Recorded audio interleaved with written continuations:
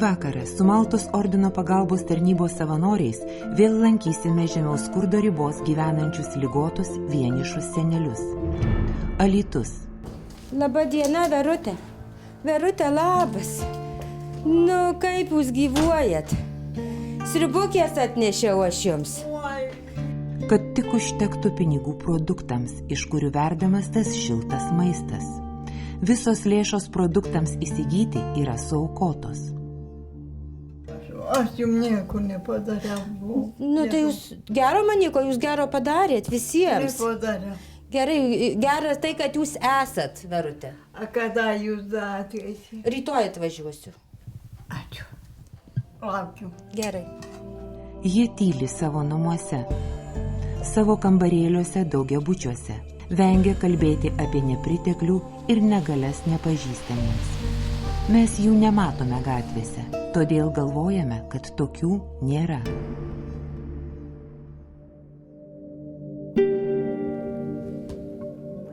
Kas turi sveikas žmogus apie tokį gyvenimą, man atrodo, kad negalvoja niekas.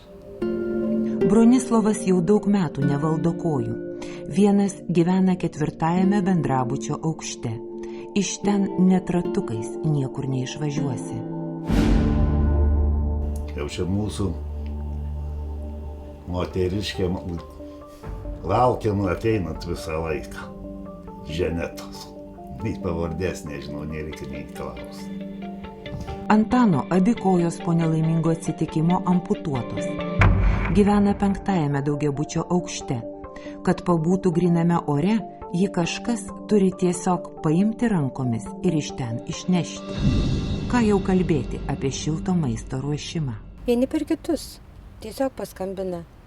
Kaimynai paskambina, pasako, kad būtent ten ir ten reikia pagalbos. To paties prašydami paskambina ir iš savivaldybės socialinės rūpybos skyriaus, ir klebonas paskambina, ir iš slaugos ligoninių. Ar reikia dar priminti, kad jūs taip pat galite jiems padėti? Sriubytė, Onutė, sriubytė, ateikit. Laba diena. Nu, kaip jūs laikote? Šiuo metu Lietuvoje yra per 60 000 pasiligojusių ir iš savo namų neišeinančių senelių, kuriems reikia jūsų dovanoto dubenėlio sriubos ir šilto žodžio. Jei būtų lėšų, būtų galima išvirti, išdalinti ir pasakyti visko daugiau.